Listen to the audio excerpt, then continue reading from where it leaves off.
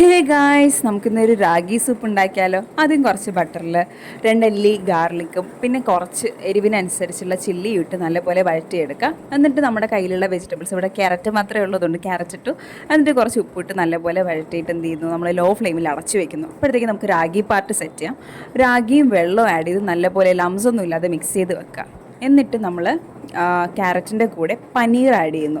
കുഞ്ഞു കുഞ്ഞു ക്യൂബായിട്ട് ആഡ് ചെയ്ത് പനീറും അതിൽ കുറച്ച് പെപ്പറും ആഡ് ചെയ്ത് നല്ലപോലെ മിക്സ് ചെയ്യുന്നു.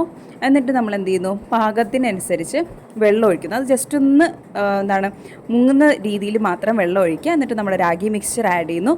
നമ്മൾ ഹൈ ഫ്ലെയിമിലായിരിക്കും ഇത് ചെയ്യുന്നത്. നമുക്ക് ഇഷ്ടമുള്ള കൺസിസ്റ്റൻസി ആകുമ്പോഴത്തേക്കും നമുക്ക് ഓഫ് ചെയ്തിട്ട് ഒരു കുറച്ച് നാരങ്ങ നീര് ആഡ് ചെയ്ത് നല്ലപോലെ ഒന്ന് മിക്സ് ചെയ്ത് വരുമ്പോഴത്തേക്കും നമ്മുടെ റാഗി സൂപ്പ് റെഡിയായി കഴിഞ്ഞു. ഞാൻ എക്സ്പെക്ട് ചെയ്ത പോലെയല്ല, ഇറ്റ് വാസ് റിയലി യമ്മി. നല്ല ടേസ്റ്റ് ഉണ്ടായിരുന്നു.